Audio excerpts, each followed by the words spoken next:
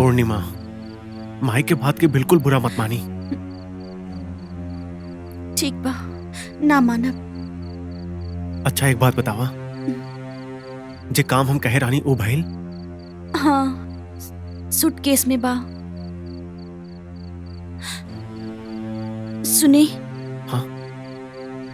माँ जी और बाबूजी लाख नाराज होके, लेकिन आपके उनसे अलग होके के बात करल कोनो अच्छा बात नहीं खे। पूर्णिमा, तू बाबूजी के ना जाने लू, हम जाने नहीं। ये तो पिताजी ने हम पर विश्वास करके पैसा भिजवा देने, और अब जौन कदम हम उठौले बानी हम उसे पीछे ना हटब। अच्छा ये बतावा कि कितना पैसा लाल बाड़ू? 50,000। 50,000? हाँ, शादी में बहुत खर्चा भइल रहे ना। बाबूजी के हाथ भी बहुत तंग रहल। ई रकम भी वो कर्ज लेके दिया ना। पूर्णिमा, तोहार बाबूजी कितना अच्छा बाड़े, तोहरा के 50,000 देले और हमरा से जिक्र तक न करनी। ये अलग बात बाकी 50,000 से हमार कुछ ना होगी। दोस्त और रिश्तेदारन से 2-3 लाख के इंतजाम और करे के पड़ी, तब जाके काम शुरू हुई। पर तू जोन हमार खातिर कैलू वो हर लड़की ना कैली। आजकल के लड़की तो बस, सच कही तो पूर्णिमा तू बहुत अच्छी बाड़ू, सच में।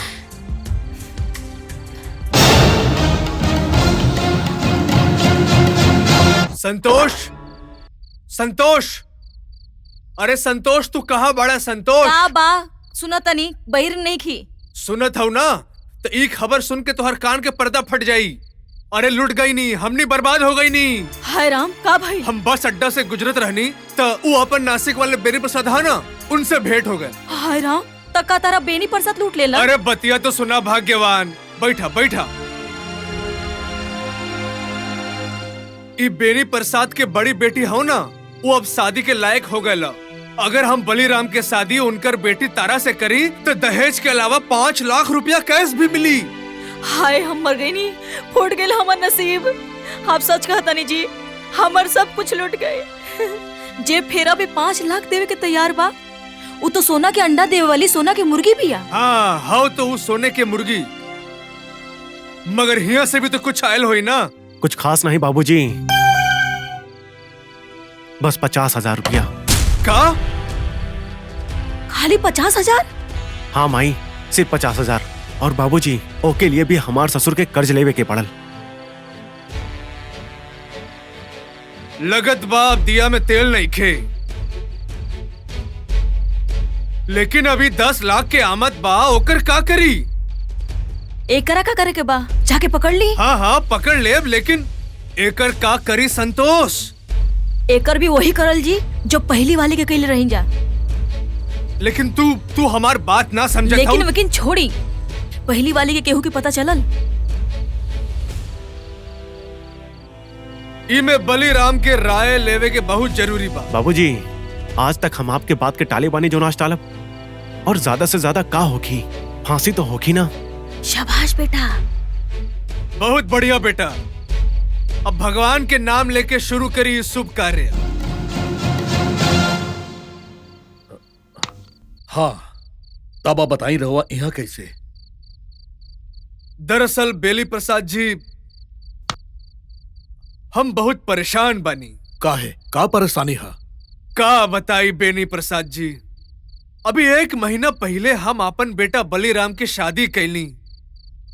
पता नहीं पिछले जन्म में कौन पाप कहले रहनी कि ऐसन बच्चलन और बदतमीज बहू मिलल हमके। हम लोगन के बिना बताए घर से चली जानी और फिर बेशरम खानी घूम फिर के घर वापस चली आनी।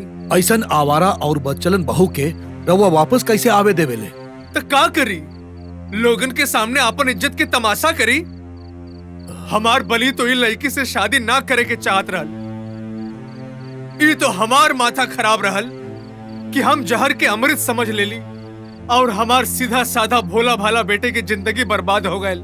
बेनी प्रसाद जी में आवा था कुछ खा के अपन जान दे दे। अरे रहुआ का कहा था मनसाराम जी? रहुआ काहे जान दे बापन?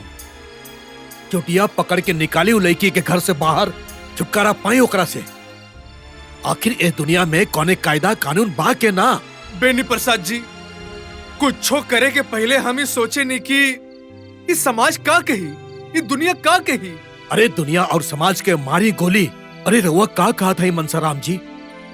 अभी ओकर उम्र का बा, अगर वो अपना आप के कुछ कर ले तो सारा उम्र रोत रहब रउआ। ना ना ना बेनी प्रसाद जी, रउआ ठीक कहत बानी। हम अभी घर जाके उ काली नागिन से छुटकारा पालेब। आप हमार चिंता के बोझ हल्का कर देला, धन्यवाद। अरे ऐसन भी का जल्दी बा, रुकी और खाना वाना खा के जाई। अब खाना कहाँ गले से नीचे उतरी बेनी प्रसाद जी। वहाँ हमार बेटा के माथा पर ऐसन बिजली गिरल बा कि शर्म के मारे वो घर से बाहर ना निकलेला। तो हमके आज्ञा दा, हम चलत बानी।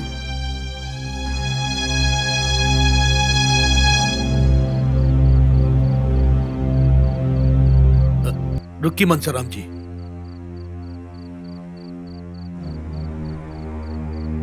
जी देखी पांचों उंगली बराबर ना हो खेले।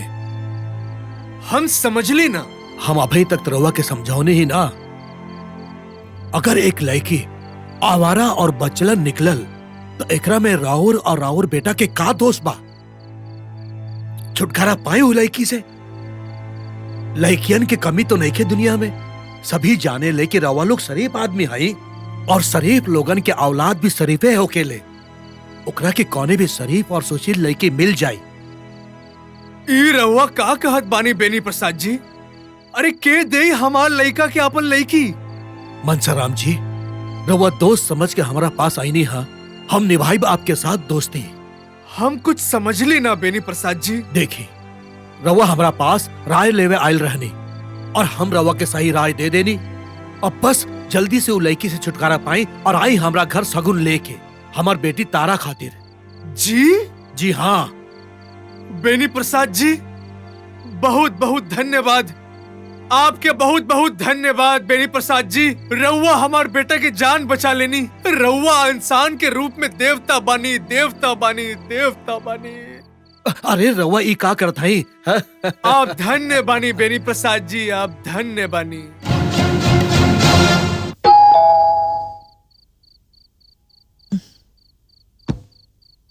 अरे दामाद जी, आप कैसन बड़ा बेटा? ठीक बानी माई। के आयल बड़ा? जी दामाद जी आइल बानी। अरे दामाद जी आप?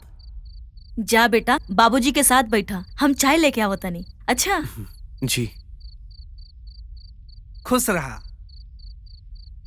का बात बा बेटा, तू परेशान लगा था? हाँ बाबूजी, परेशान तो बानी और सच बात ही बाकी अभी परेशानी छुपाइल भी ना जा सकेला। लेकिन बेटा आखिर का भैल? बाबूजी पूर्णिमा का भैल पूर्णिमा के?